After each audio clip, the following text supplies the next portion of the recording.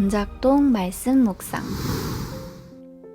2021년 3월 15일 월요일 누가복음 18장 15절에서 30절 하나님 나라는 어린아이 같은 자의 것.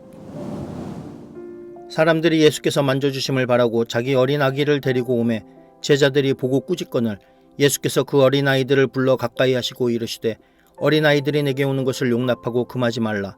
하나님의 나라가 이런 자의 것이니라. 내가 진실로 너희에게 이르노니 누구든지 하나님의 나라를 어린아이와 같이 받아들이지 않는 자는 결코 거기 들어가지 못하리라 하시니라. 어떤 관리가 물어 이르되 선한 선생님이여 내가 무엇을 하여야 영생을 얻으리이까? 예수께서 이르시되 내가 어찌하여 나를 선하다 일컫느냐? 하나님 한 분 외에는 선한 이가 없느니라. 네가 계명을 안 하니 간음하지 말라, 살인하지 말라, 도둑질하지 말라, 거짓 증언하지 말라, 내 부모를 공경하라 하였느니라. 여짜오되 이것은 내가 어려서부터 다 지키었나이다. 예수께서 이 말을 들으시고 이르시되 내게 아직도 한 가지 부족한 것이 있으니 내게 있는 것을 다 팔아 가난한 자들에게 나눠주라. 그리하면 하늘에서 내게 보화가 있으리라. 그리고 와서 나를 따르라 하시니 그 사람이 큰 부자이므로 이 말씀을 듣고 심히 근심하더라. 예수께서 그를 보시고 이르시되 재물이 있는 자는 하나님의 나라에 들어가기가 얼마나 어려운지 낙타가 바늘귀로 들어가는 것이 부자가 하나님의 나라에 들어가는 것보다 쉬우니라 하시니 듣는 자들이 이르되 그런즉 누가 구원을 얻을 수 있나이까?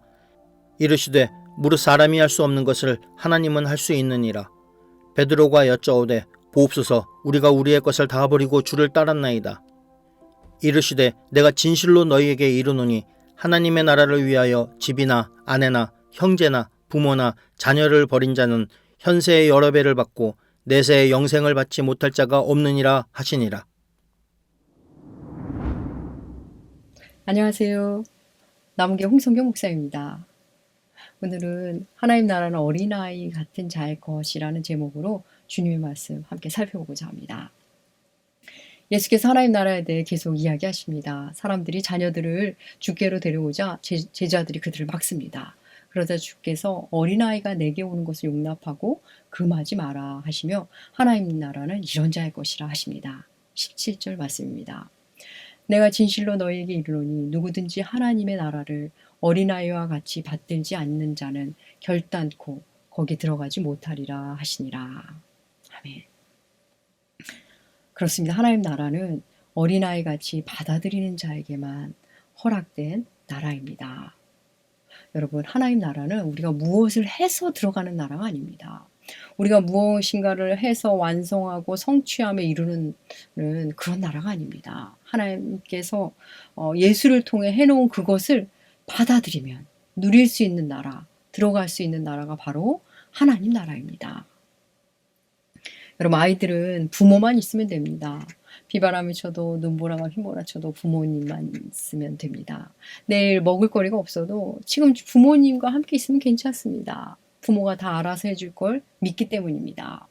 그저 부모님 품에 있으면 세상 행복합니다. 하나님 나라를 받아들인다는 것은 말씀 앞에서 이런 어린아이가 되는 겁니다.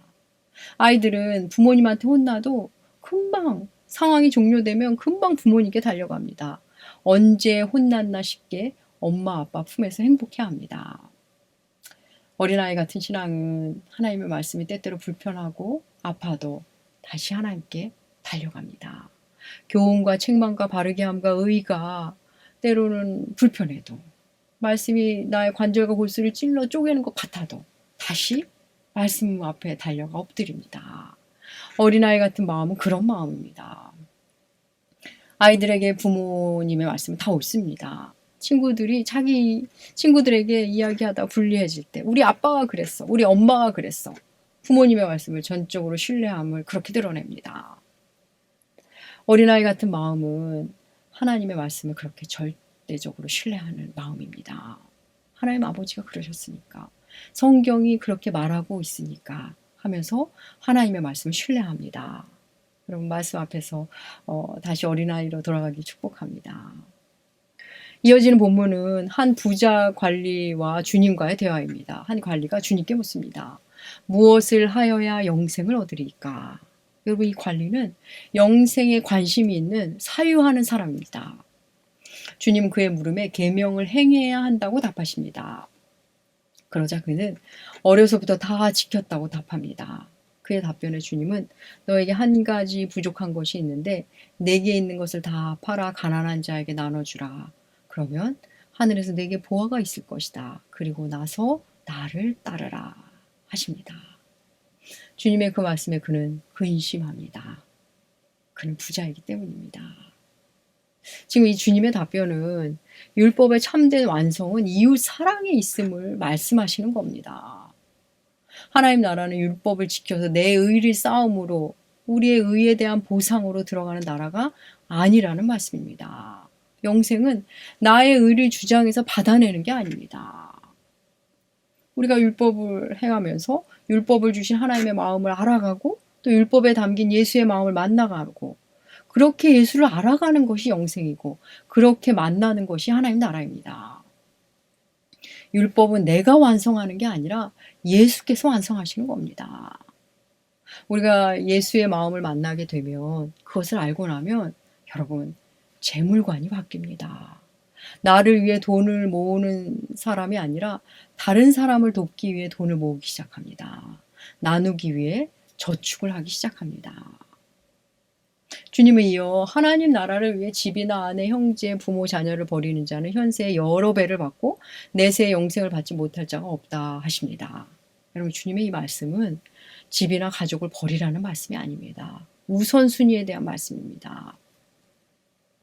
너무나 놀랍게 가족이나 집보다 주님을 더 사랑했는데 그냥 하나님 나라를 우선했건 뿐인데 집과 가족에 대한 시선이 달라집니다. 이전보다 아내를 더 잘 사랑하게 됩니다. 남편을 더 존중하게 됩니다. 부모님을 더 잘 공경하고 자녀를 귀히 여기게 됩니다. 예수를 더 사랑하면 내게 주어진 모든 것에 대한 가치가 새롭게 정립됩니다. 오직 내 집, 내 아이, 내 부모만 알던 사람들이 사회를 보기 시작하고 다른 집 아이 귀함을 알게 되고 이웃의 재산도 귀하게 여깁니다. 여러분 이걸 내려놓으면 더 주신다? 그런 식의 말씀이 아닙니다. 이걸 내려놓으면 더 주신다? 여러분 그게 진짜 내려놓은 겁니까? 더할 수 없이 참으로 계산적이고 탐욕적인 자세입니다. 사랑하는 여러분 어린아이 같은 신앙으로 돌아갑시다. 하나님이 그렇다면 그런 줄 아시나 염려하지 말라 하면 염려하지 않고 맡겨라 하면 맡기고 멈춰라 하면 멈추고 용서하라 하면 용서하고 부지런히 움직이라 하면 부지런히 움직이고 그렇게 하나님의 말씀 앞에 그렇게 살아갑시다. 오늘 하루가 시작되었습니다. 없으면 없는 대로 살고 있으면 있는 대로 나누고 살아갑시다. 선택할 것이 있다면 사랑을 기준으로 선택해 봅시다. 그렇게 오늘도 하나님 나라로 살아가시길 주님의 이름으로 축복합니다. 감사합니다.